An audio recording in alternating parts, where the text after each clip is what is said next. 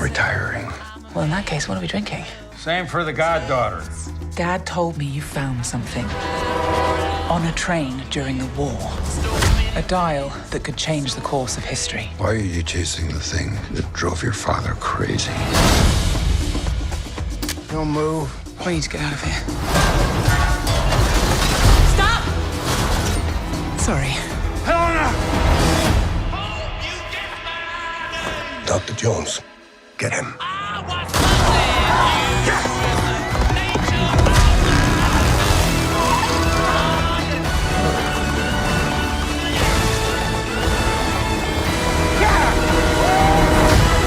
But I've been looking for this all my life.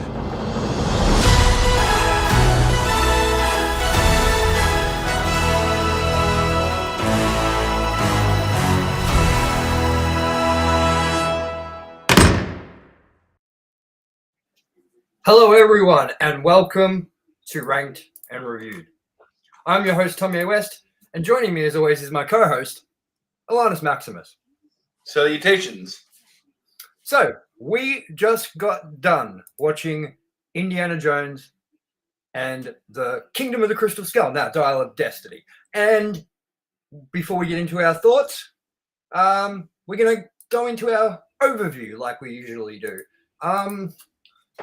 But, you know, let's say something about it, at least while I get that up. Alannis, I mean, after everything you heard about this movie coming into it, did this movie surprise you? I was pleasantly surprised. Like, everything I worried about did not happen. And That's the same as me, man. That's the same as me. I don't get this woke thing that people are saying about it. I don't get the complaints about this movie. I mean, this was great. This was fun. I feel when it comes to woke these days, you have the people that overdo that aspect, and then you have the people that clutch at straws and try to say something's woke because they're including females, which, no, that isn't woke. That's inclusionary, and that's the way things should be. And this was a good depiction of it. Like, it was balanced. It wasn't. Neither sex was the knight in shining armor or the main hero. It was very well balanced, and somewhere in the middle lies people like us that can enjoy that. And then you have on the other side the people like, oh, no, females, yay, girl power.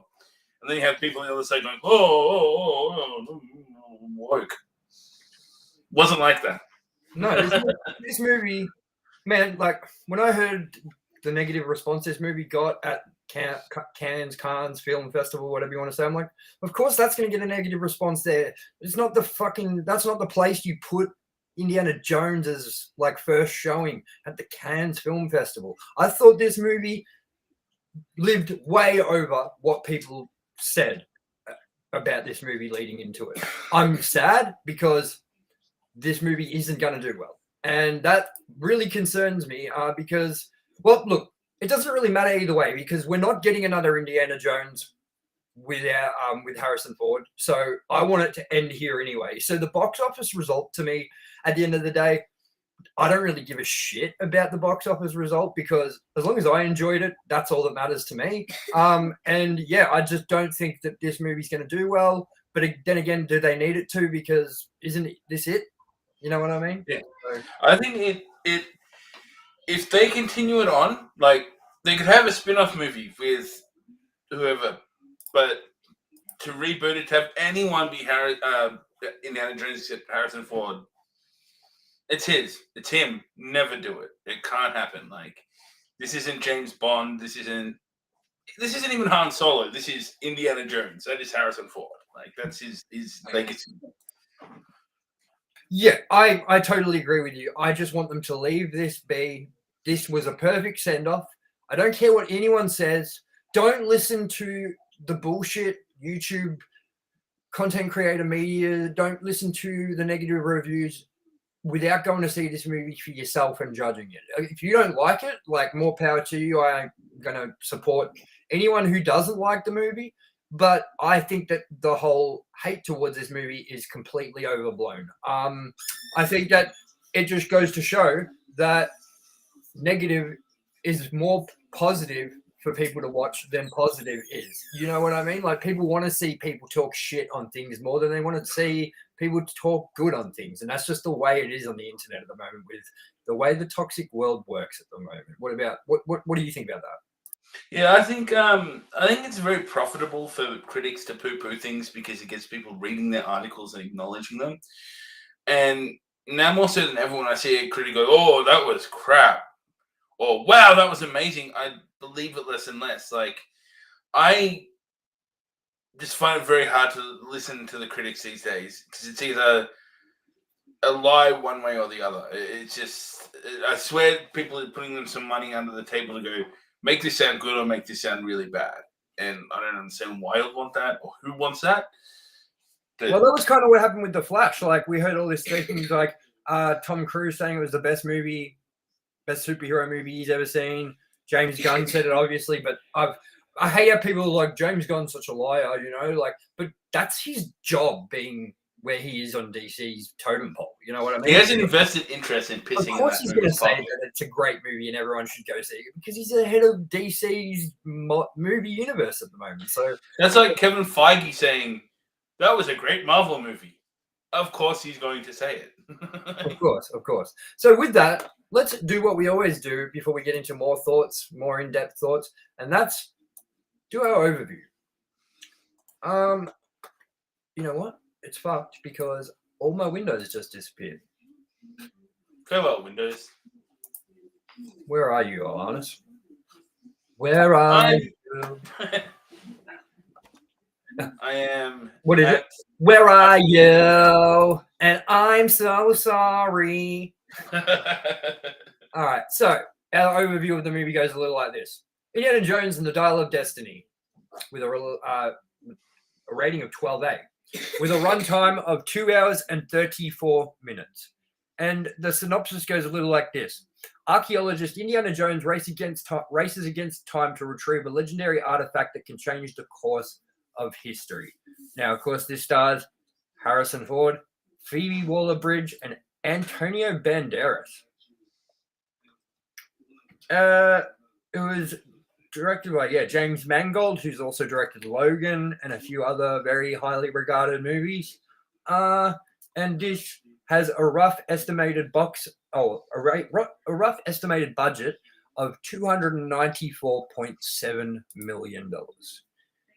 That's an expensive movie. They should give me that amount of money to make a movie. What do you think's going to bomb harder, this or The Flash? I don't think this could do worse than The Flash. Like, this crosses a few more generations, I think. Like, I know The Flash is obviously actually crosses more generations as a piece of work in general, but I think as in modern movies, this has a bigger fan base. I think. So I think it would be hard unless the review bombs are taken way too much as gospel is what I'm looking for. I think it will do better. And as you said, like, it won't upset me if it doesn't do super well. I don't think there can be another Indiana Jones movie with Indiana Jones. But it would be nice to see it do well because it deserves it. It's a great movie. Of course, I agree. And I totally want this movie to do well just for the sake of me being such an Indiana Jones fan.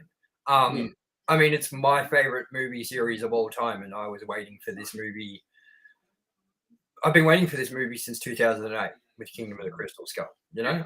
Note here, anyone watching, if this is the first time you've watched this, we don't pull our punches when we don't like something. If we don't like something, we will say it was shit. Like, so we're not pissing in anything's pocket here just because of what it is. No, we're not at all. And to prove that point, you're looking at one of the biggest Halloween fans on the face of the earth. And you're looking at the same person who railed that movie, Halloween Ends. What a fucking disaster that movie was, man. And it was terrible. And I was so worried after seeing the first impressions out of people that have seen this movie. I was so worried that that's what we were going to get. You know, like, we were going to get another Halloween Ends, but for Indiana Jones. I really am so confused about what movie all these critics saw and decided to rip the shit out of. I'm not sure what they saw. Like, I get the people that might have seen the first test screening and things like that, and I won't actually say anything more on that at this point. It doesn't matter. You can say things about the original test screening because that doesn't end up happening in the movie. Like, that's not a spoiler. You know? So, well, the elements that were in that movie that no one liked don't happen. No. I mean, to be straight out, like, the original cut of this movie had Indiana Jones die at the end of the movie, and that people weren't happy with that. And we're not going to tell you obviously what happens at the end of this movie, but we're going to tell you definitely that that's not the case. I'm going to straight out say that that's not the case because it doesn't happen, so it's not a spoiler, you know. But yeah, man, I loved this movie. I loved it so much. I had such a great time watching it. For people that I was listening to reviews on the way home with my son, and we were like, we were baffled because people were saying that like all the action in it was so bland. That was actually when just before you dropped me off. That said that I think I verbally said, yeah, bullshit. Yeah. I don't understand how the action in that was planned. I mean, and I heard people saying the first 25 minutes of this movie is amazing and the rest of it's garbage. And I'm just like, I don't get that take on it because the first 25 minutes of this movie was great and the rest of the movie was just as good. But you can't have the first 20 to 25 minutes of this movie the entire way through. It's an action piece. It's yeah. I mean, put it this way: I'm not like I like Indiana Jones, but I'm not in love with Indiana Jones. And this movie was the probably the only movie when it got quiet. There was no point in this installment that I started going get to the action, even if just a little bit. Like, I don't think it's common in the movies that they get boring in the quiet bits, but this one didn't to any stretch of the imagination. There's no point where I felt the pace slowed down. It was perfectly paced, be it something amusing happens or an action or chase. It was very, very well paced. There's always something interesting going on, even when it was just talking. Yeah, hands down. I don't see how you can say it was bland or it was dull. Like, if you're wanting something big scale like Transformers or the Avengers, then you're watching this for the wrong reasons. It's never been that way, and to expect it from it, I think, is stupid. See, that's a problem. I think that people don't expect that from Indiana Jones, and I do almost feel like that we got a little bit more action in this Indiana Jones than we did in previous Indiana Jones. I mean, it's an action movie, so like series. So obviously, they're all gonna have action in them, but this had another level, and a lot of it was CGI. So I think that's where a lot of people are making the comparisons to other terrible movies that are CGI driven or whatever, you know. But yeah, I really am so confused and baffled at the hate this movie is getting because it's really good. Absolutely. I mean, look at the difference in the CGI as well. Direct comparison between youth implanted versions of celebrities' faces that look like plastic in The Flash, compared to all the actors that were used in Indiana Jones, including Harrison Ford. And I mean, if I were to look back on it, maybe it wasn't perfect, but on first watch, it was almost seamless. His younger self, like, yeah, well, that's what we were listening to as well. Is someone that said that they think that it looked terrible, the de-aging, and they said that it looked fine when he was still. But when he talked and moved, it looked a little wonky. And I don't think that's the case. I was really keeping my eye out for it as well because of what everyone was saying. You know what I mean? So I thought it was perfect. You know, I almost think that they could go back and make like a prequel Indiana Jones where it's all that movie. The whole movie is him being young. You know what I mean? Absolutely. Yeah. Let's say a few things that we really liked about this movie, like some parts, no spoilers yet, and some things we didn't like. Maybe there are a few things we didn't like, and we're going to start off with you, Alannis. I really liked that it didn't overdo the time travel thing. Like, it didn't go down the rabbit hole of a lot of movies do when it comes to causality and things like that, which I think they could have done very easily. As for things I didn't like, it's hard for me to pick because for an Indiana Jones movie, it was pretty perfect. There's one thing. What did you think about sort of how Harrison Ford's older voice with the de-aging? I didn't really notice too much of a fault. Yeah, because me and Quinn noticed that. We noticed, we were like, oh, that's our old Indiana Jones voice with young Indiana Jones face. Yeah. Yeah. I think I might have not been particularly listening out for it. No, that's fair enough. That's fair enough because it was enjoyable. I mean, the first 25 minutes of this movie is an explosive set. Like, it is awesome. Yeah. And it has everything you want in an Indiana Jones movie. They've gone back to Nazis. They've gone back to historical moments. They've gone not just aliens or interdimensional beings or whatever you want to fucking call them. It didn't have Shia LaBeouf swinging through trees like with monkeys and shit. So, you know, I think that this movie did great. We have a comment down Underland. Just got back from seeing it in VMAX and thinks it was amazing. We're with you. We are straight up with you down Underland. We agree completely. This movie was awesome, and the hate it got is completely unwarranted.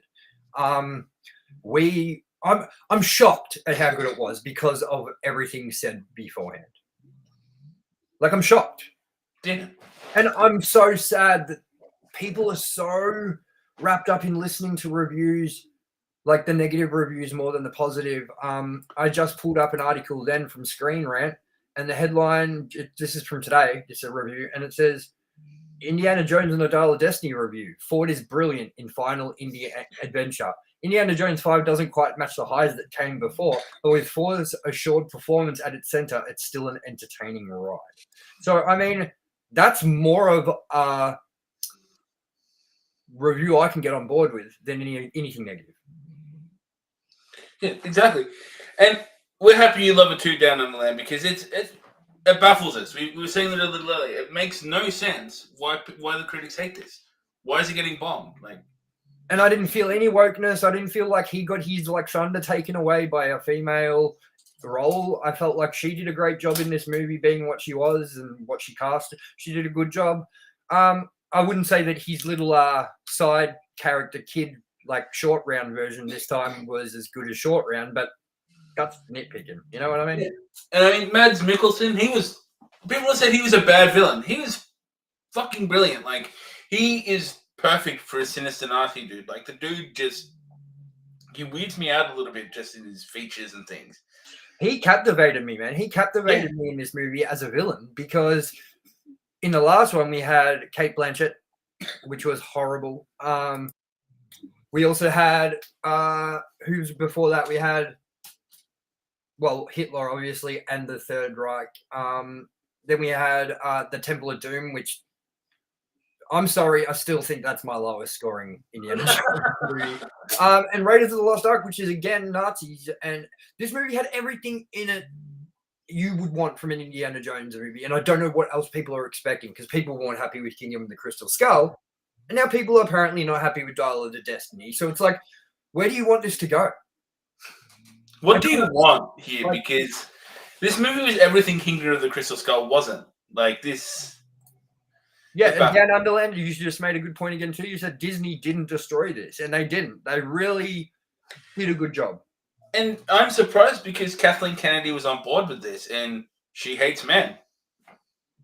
Well, does she though? Because, you know, like, I get that she's been like in the forefront of being like the person behind this movie and Star Wars and all those things at Disney at the moment, but she's been there throughout every Indiana Jones movie. She's been a producer on every one of them. True. I don't know. I've been burnt. Yeah, you've been burnt by Star Wars, but I mean, it seems like George Lucas can't even make a good Star Wars movie anymore. Like, think about the prequels. You know what I mean? Like, even George Lucas himself couldn't make a good Star Wars movie after the first three. And there's people out there that still don't really like Return of the Jedi. You know what I mean? So, like, we're looking at two movies of Star Wars that everyone loves. And I'm confused. Correct me here. The Force Awakens, everyone loved it when it came out, and now it gets shit on. It was the strongest entry in that sequel trilogy, I think. Like it set the stage, and put a decent building block in. If it was followed up well, and it just wasn't, it became a hot mess, and an even hotter mess after that. 100%, 100%. But this movie, man, this movie showed me that you can't listen to the negatives on anywhere anymore about anything, man, because people just want. People are so drawn into the negative, and people are like, "Oh, look, there's someone shitting on Indiana Jones. I want to hear this." And then you'll be like, our headline, our title on YouTube could be, "This movie was great," and that's going to get less clicks than people saying this movie was garbage. That's just the way the world works at the moment, and I hate it. I hate it. I will quote Chuck D here and say, "Don't believe the hype. Don't let this be one of those movies that you go, oh, I should have seen that at the cinema. See it at the cinema. Worth it. You won't regret it." And I'll openly let you hate me if you don't like this movie, because I don't think you will dislike this movie. You can't. You can't. If you didn't like Kingdom of the Crystal Skull, this should be the answer to you, you know? Everyone clapped at the end of this as well. Down under land said, "That's good to hear." I almost clapped at the end of it too, and me and my son literally walked in, and sat down next to Alan as the curtains for the cinema opened wider, and it went to the Paramount logo. I was like, "Oh man, I didn't miss any." Couldn't have been better timing. And from the moment I sat down and the movie started and the title came up and it looked like the way it should and it felt the way it should, you heard me. I was audibly going, "Yes!" Fuck yeah! You know? I'm glad to hear that. Actually, good question. One question down Underland. How packed was your cinema for a normal VMAX session? Because with the 4DX session, there was not a lot of people. It was about a third full, if that. Not even. I reckon it was like the back rows. Just like the back 3 rows, and the rest was completely empty. But then again, that's 4DX. How many people want to see it in 4DX? I don't know. How many people can get to Central City in Melbourne, you know? I don't know. I'd love to see the numbers after this weekend, and I really think that if this movie doesn't do as well as it should, it's because of all the negative criticism this movie got leading up to it that was unwarranted, and people just jumping on the bandwagon when they hadn't seen it but want to report on it and want to be like, "Oh, well, we've heard this and we've heard this and we've heard this, and it's gonna be shit." I'd say VMAX was 70% full, but they clapped for real. So good. That's the answer we got from Down Underland, who's in our chat right now. That is a good sign, 70% full. VMAX is a big room as well. So, I mean, that's a standard cinema. That would probably be full, if not close to. 100%. Now, do you think this movie is going to even break even? Because I want to explain something to you first. This movie cost $297 million, so roughly $300 million. Then you've got to think about it. So they need $300 million. But then wait a second. Movie theaters take 50%. So that already takes them up to $600 million that they need to make. And then they've got promotion money that they have to spend, which is $150 to $200 million. So that's like $900 million to $1 billion that this movie has to make just to break even. What do you think? I'm going to say I made the mistake of doubting James Cameron and saying he won't do it. So I'm going to go this time. I'm going to go on the side of optimism, and I'm going to say they're going to at least break even. Kingdom of the Crystal Skull got less. True. And that was a hyped movie that hadn't had any bad movies beforehand, and everyone went into it really hoping that movie was going to be great, and that only earned around $850 million worldwide. And on opening weekend, that earned over $100 million, and they're saying that this is expected to do $60 million. That is absolutely right. If anything shoots it in the foot here, it is the reviews. That's bad. It is all the content creators, all the reviewers, all the people leading up to this that had seen it, and for some reason just didn't like it. And I don't understand what they were looking for. I just don't understand it. You know, I really don't. So I don't know. As I said, to me, it doesn't really matter what the box office numbers are. I hope it does well for the sake of it being my favorite franchise, but it doesn't matter because I don't want another one after this. Harrison Ford's done. Let's leave it. Let's leave it be like Back to the Future. Even though I guarantee when the creator of Back to the Future dies, we're getting another Back to the Future. I guarantee it. The only reason it hasn't happened is because he won't let it go. So with that, if you haven't seen the movie yet and you're tuning in, we're going to put up the warning for spoilers right now. And from now on, we're talking spoilers. So I'm giving you 5 seconds. 5, 4, 3, 2, 1. We're talking spoilers now. Now, spoilers, Alannis. What did you think of the ending? I think it was almost pretty damn. Actually, no. I'm gonna say it was the perfect send off for Indiana Jones. There was no writing him out. There was no killing him off. They just let him essentially implied with his implied that he rekindled his old flame and just was an old dude. People were saying that no one wants to see a depressed and sad and over the hill Indiana Jones. And I get that that's what this was, but I think that he still played it with enough charisma that he was still the normal Indiana Jones, just maybe a little concerned or confused about where he was in life. Why not let him have that character progression? I don't think they changed him enough in any way that it was depressing. I think everyone or most people in life when they get to that age, they kind of get that way. Like it's a normal thing, and I don't think they ever did it. Not at all. Exactly. And it was. What did you think about the way they tackled the continuation from Kingdom of the Crystal Skull, being like where he got married, had Shia LaBeouf, Mutt, the greaser, as a son? What did you think about the way they tackled answering where Mutt was? It was very interesting because it was in the early onsets of the movie, like just after the intro. There was a radio news thing on the background. It's like they mentioned he'd lost his son, but it was very, very subtle, like blink and you miss it. So I can remember actually Tony going and saying, "Did he say he lost his son?" But then they confirm it later on. So they did it in a very interesting way, where it's kind of like it almost suddenly pricked your ears up to go, "Wait, was that what it is?" And then kind of sitting there wondering, going, "Will they talk about this?" And they did. I thought it was interesting. I'm not gonna lie. There was a little part of me just waiting for Shia LaBeouf to appear, and Me too, man. Especially when we saw Marianne at the end, I was like, oh. So, I mean, what did you think about the 4DX experience? Answer that question directly as someone that Productions, we're going to answer that for you right now. Thanks for tuning in, by the way. We appreciate you.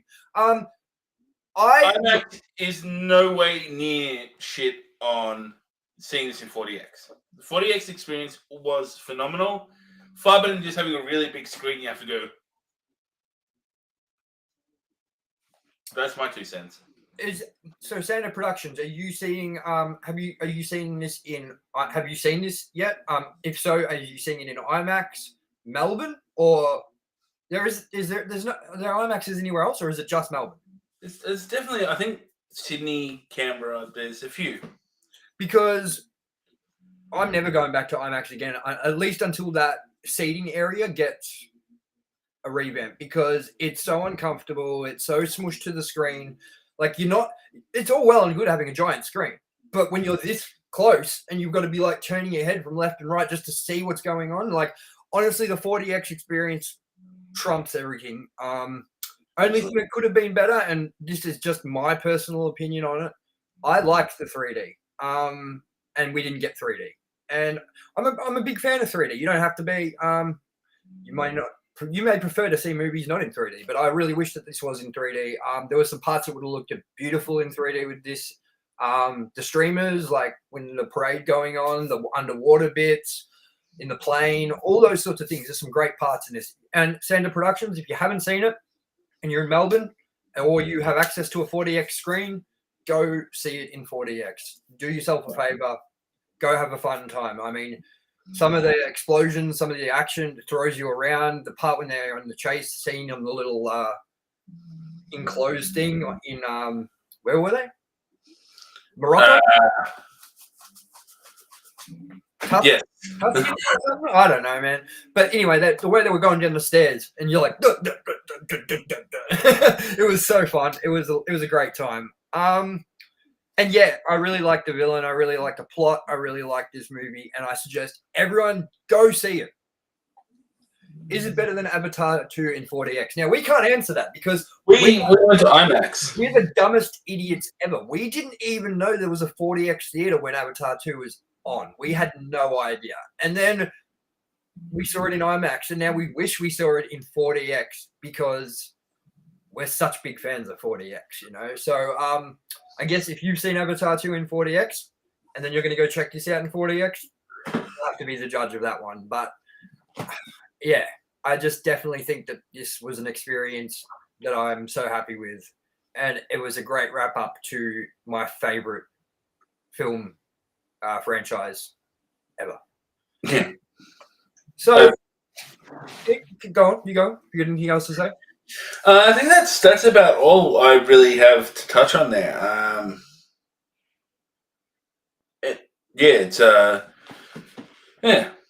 Yeah, me too. So with that, let's get into some trivia before we rank this against. So for all of you people that haven't tuned in before, we rank movies in franchises usually from best to worst. But this year we've decided to do it a little bit different.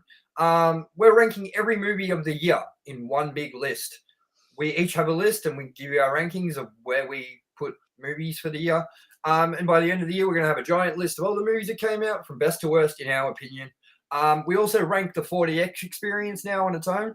But because we've already done every Indiana Jones movie when we were ranking franchises, we're still going to rank this against the other Indiana Jones movies, as well as give you an overall score for it for the year against the other movies we've seen this year. So more lists than you can poke with a stick. Definitely. And we're also ranking the 4DX experience, as I said, so we're going to be putting that up too with every movie we've seen in 4DX this year. But before we get into that and we wrap it up, we're going to get into some trivia on this movie quickly. I wonder no Shia LaBeouf were heard in the making of this movie. Don't worry, no swinging monkeys and whatever. So trivia. We have got Harrison Ford would embark on a 40-mile bike ride and daily walks to get in shape for his Indiana Jones role. I was gonna say he was pretty like muscular for an old dude. Like he's pushing 80, and he had some abs. Definitely. Rumors of Chris Pratt and even Bradley Cooper possibly assuming the titular role of Indiana Jones were laid to rest as of October 27th, 2015, with confirmation from the studios attached that Harrison Ford would be reprising the role for Indy. Ford subsequently stated in 2019 that he didn't want his character to be recast, saying, "When I'm gone, he's gone. It's easy." He later confirmed in 2022 that the fifth film would be his last time playing the character.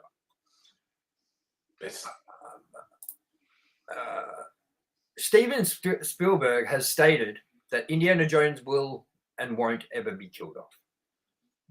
James Mangold confirmed on Twitter that Phoebe Waller-Bridge will not replace Indiana Jones at the end of the movie.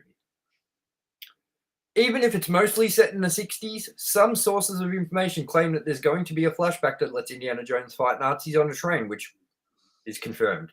And that was set in 1938. Indiana Jones and the Last Crusade was set in 1938, so the flashback could be set between 1939 to 1945. There's a lot more. Might read one more, and then we'll get into our ranking. George Lucas, Steven Spielberg, and Paramount Pictures first agreed to 5 Indiana Jones films in 1979. And then they bailed, didn't they?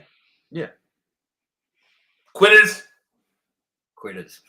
Let's get into our ranking before we sail off into the night. Now, I'll bring up the ranking of the 4DX experience first. Now, where do we put this against all our other 4DX experiences? And I'm going to pull that list up right now. For me, it goes number one.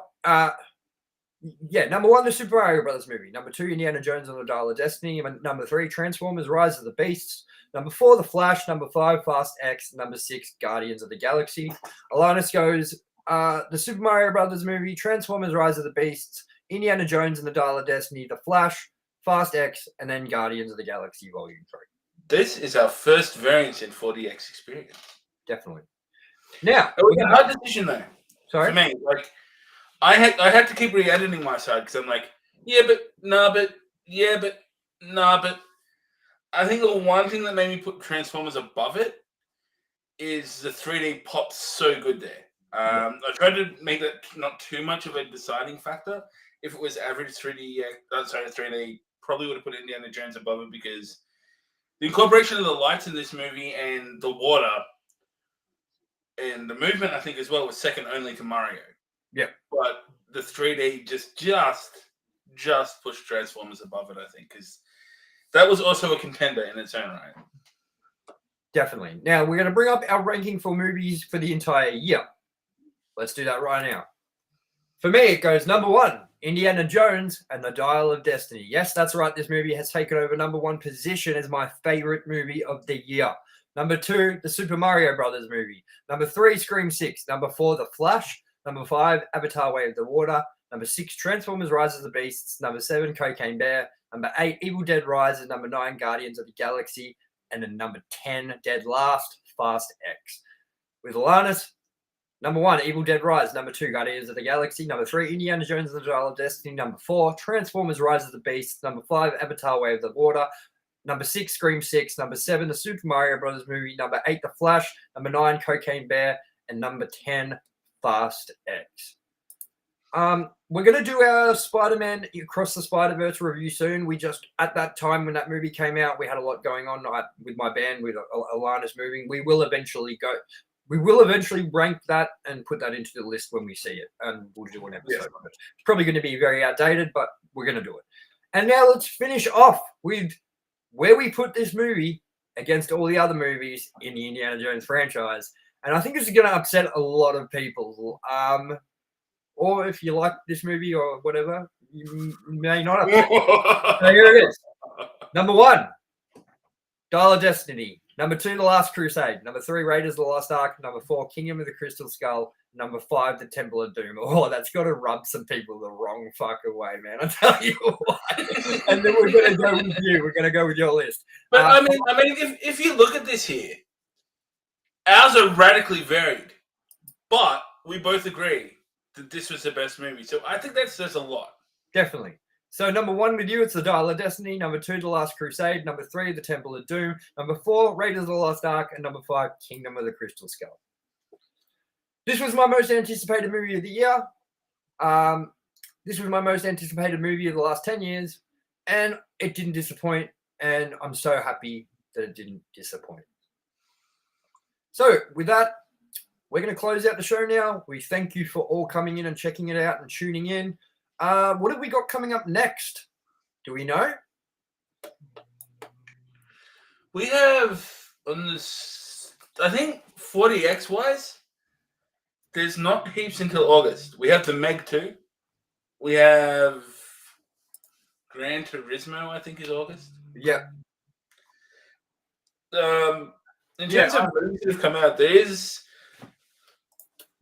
some. I don't know if we're going to see them though. Barbie's coming out. We're definitely seeing Barbie. Yes, July. I don't know what else is coming that will be in 40X. Well, there's the Meg 2. I don't know when that is. Yep. That's the 40X. Barbie, I'm sure Barbie will be 40X. Aquaman, Blue Beetle, Oppenheimer surely would be. Gran Turismo. So yeah, I think the Marvels, you said, Craven, The Equalizer, another one. Jesus. Paw Patrol. Jesus. Yeah. So we'll be back. Maybe we can fit in a Spider-Man Across the Spider-Verse review in the next week or so. Yes. Cool. Again, everyone, thank you for tuning in. We appreciate you tuning in, and we really love the movie, and we hope you all give it a chance and go check it out and don't listen to the poo-pooers. I'm your host, as always, Tomye West, and joining me, as always, has been my co-host, Alannis Maximus. and we will see you next time. Peace.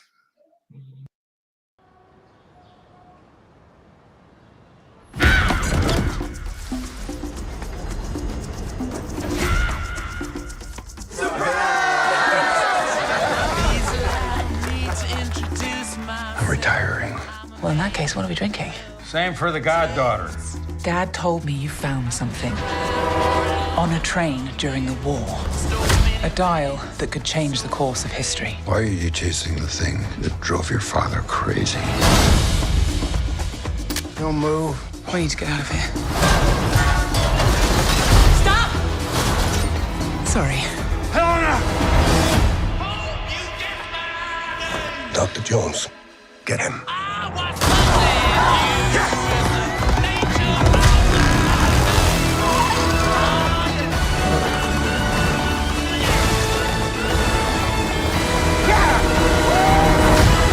But I've been looking for this all my life.